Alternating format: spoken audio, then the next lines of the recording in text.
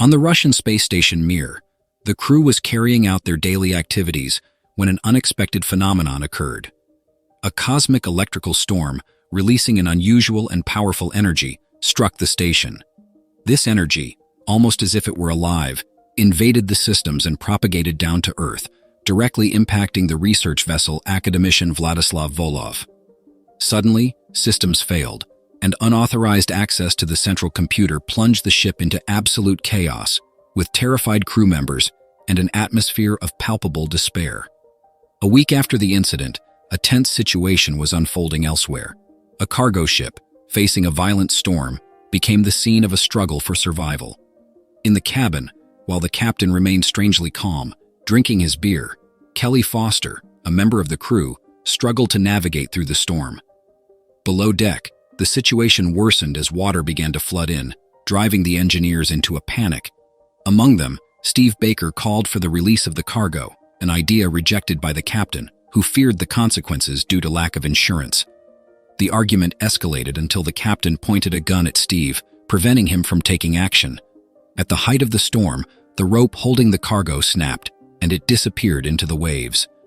At dawn the next day, the captain appeared lost in thought as he looked at a photo of a young man, perhaps someone he wanted to protect. Steve, still concerned, walked around the ship assessing the damage. The flooding forced them to send a diver, who confirmed the worst: the ship was sinking.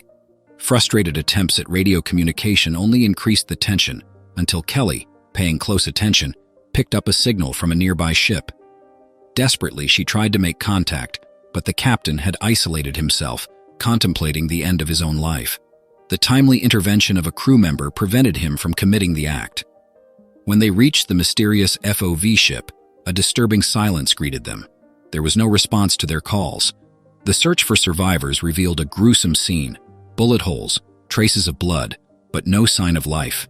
The crew estimated the ship to be worth around $300 million. The captain, recovering from the shock, considered the possibility of towing the ship back, which could yield a $30 million reward from the Russian government.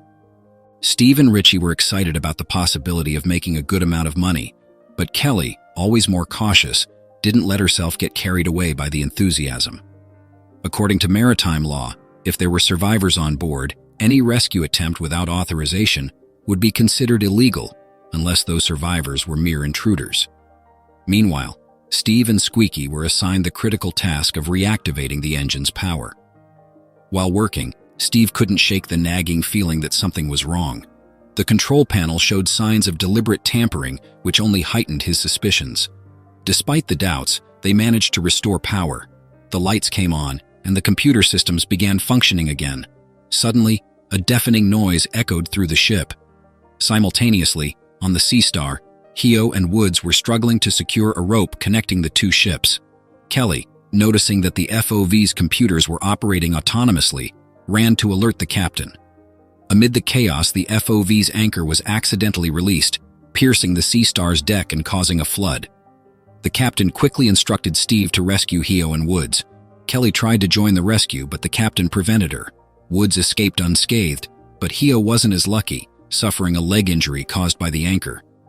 Steve informed Squeaky that the tugboat was lost, but Squeaky, observing that everything was still functioning, suggested that the ship might be under automatic control. However, Steve was convinced that someone was in control. Amidst rising tensions, the captain reaffirmed his authority and decided that despite the disagreements, the $30 million prize was worth any joint effort. Meanwhile, Squeaky, investigating a suspicious noise, discovered a wire being mysteriously pulled. That's when a robotic creature, resembling a spider, emerged and attacked him with its cables. Elsewhere, Woods and Richie found a complete arsenal and began gathering weapons. During their exploration, they came across missiles and a medical bay with bloodstains everywhere.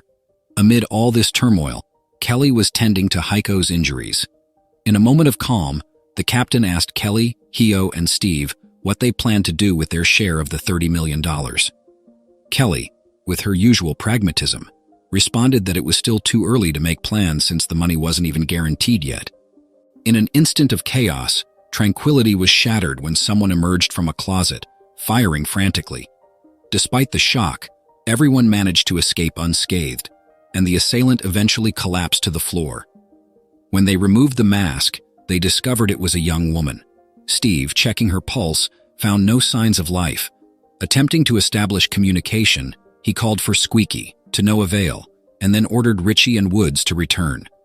Ignoring the order, the pair continued their exploration and soon encountered a hostile robot, which they managed to destroy, though perplexed by its nature.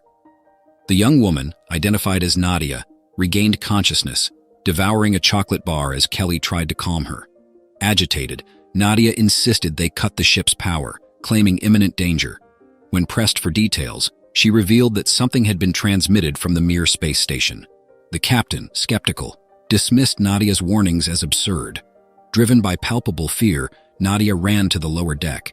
Concerned, Kelly followed her and managed to convince her to drop the axe she was holding. Nadia, in hurried whispers, explained that the machines had taken control of the ship, manipulating everything on board. She said that along with Captain Alexei, they were the last human survivors on the ship. Kelly, offering support, helped Nadia to her feet and guided her back to the upper deck. Meanwhile, Woods and Richie discovered a room full of fully operational automated robots. They reported the discovery to Steve and continued to investigate the ship's innards.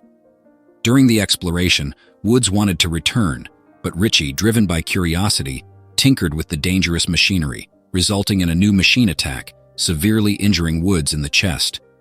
They quickly informed Steve, who was searching for Squeaky in the engine room. Together, they found the door welded shut, a putrid smell filling the air. A figure emerged from the shadows, murmuring indecipherable words before attacking with gunfire. Back in the cabin, the captain, consumed by paranoia, threatened Nadia, demanding answers and vehemently rejecting her explanations about an alien threat. Kelly tried to mediate the situation, but the captain was adamant, considering Nadia delirious.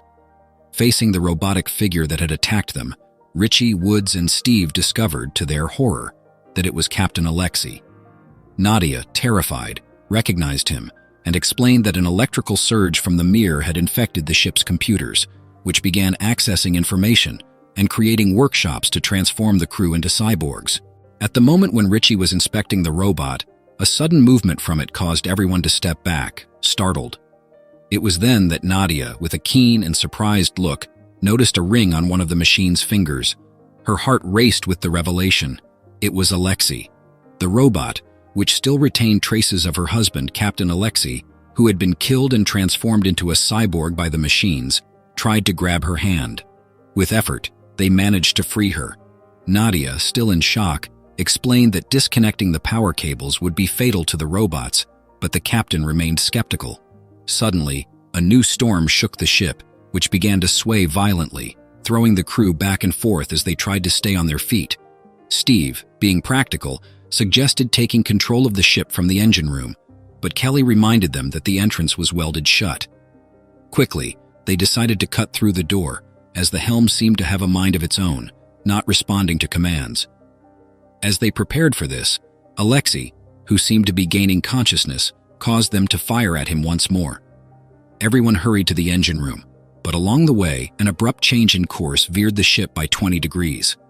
Nadia, noticing the abnormality, warned that something external was controlling the ship. Then, a strange noise made them stop. They imagined it was Squeaky. The door finally opened, revealing the modified figure of Squeaky, also a cyborg. Without any warning, he tore through Wood's chest with brutal force, ending his life. Squeaky and another large robot advanced on them, forcing the crew to take refuge in the communications room. Inside, a bleak scene awaited them.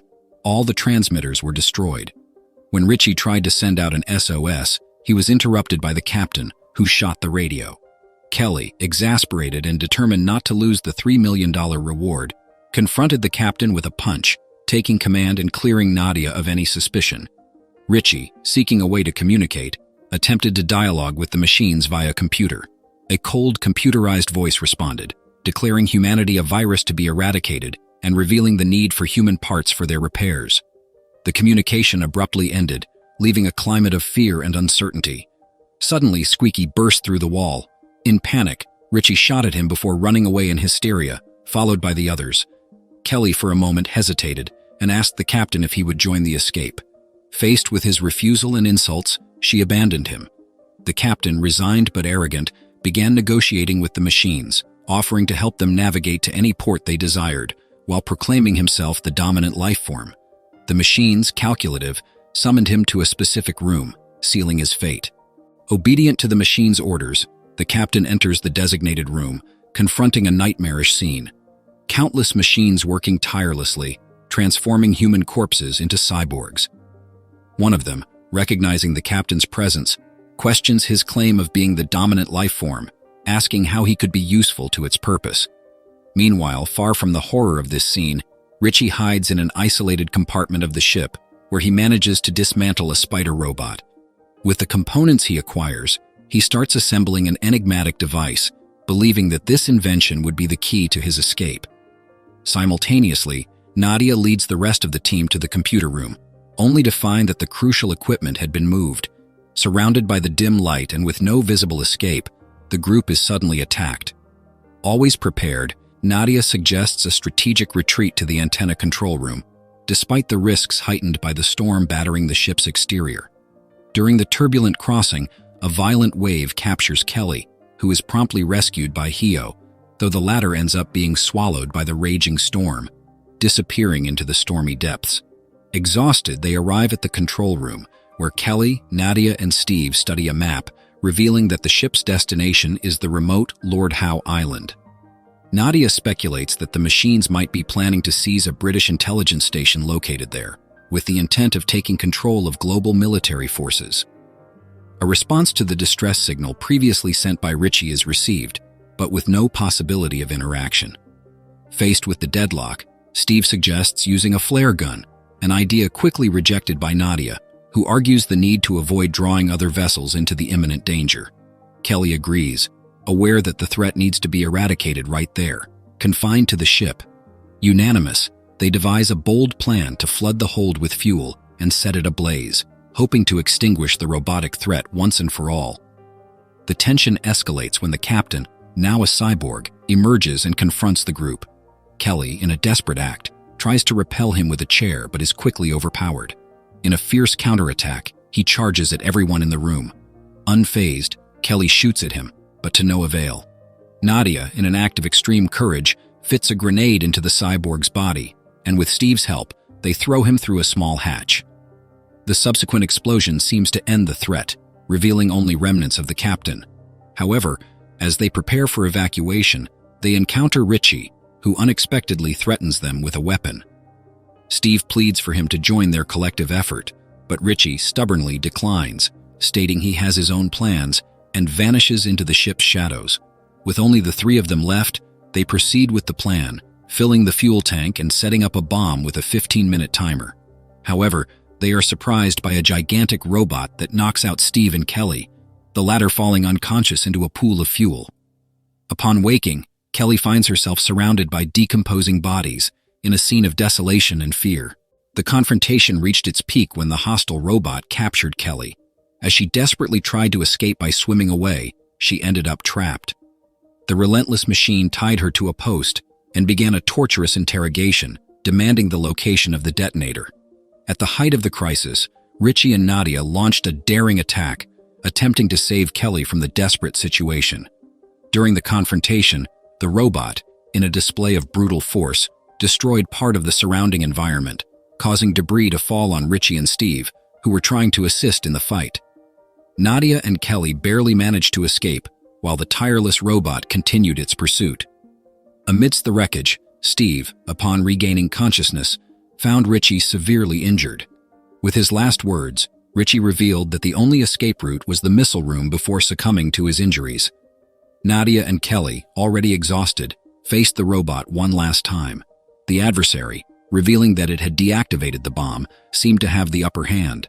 However, in a desperate and courageous act, Nadia decided to sacrifice herself. She pushed Kelly to safety and, armed with a flare gun, shot at nearby gas tanks, causing a monumental explosion that annihilated the robot. Steve and Kelly, shaken but still determined to survive, found their way to the missile room mentioned by Richie. There, they discovered the ejection seat. Faced with imminent danger, Steve insisted that Kelly use the seat, as it was designed for only one person. However, Kelly refused to leave him behind. As an electrical discharge threatened the room, in a quick reflex, Kelly pulled Steve into the seat, and together, they were catapulted out of the ship amidst a spectacular explosion. The blast not only dissipated the ship's malevolent energy, but also caught the attention of a passing Navy vessel. The floating debris, now the temporary cradle of Steve and Kelly, was quickly spotted. A helicopter was dispatched to rescue them, ensuring that, against all odds, they survived the cataclysmic adventure on the stormy sea.